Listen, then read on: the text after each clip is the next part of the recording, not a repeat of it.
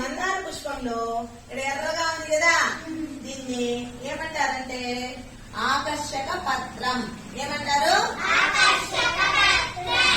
ఈ బొమ్మలో చూసినామంటే ఇక్కడ ఉంది చూడండి ఎర్రగా, ఈ ఎర్రగా ఉండే భాగాన్ని ఆకర్షక పత్రం అంటారు.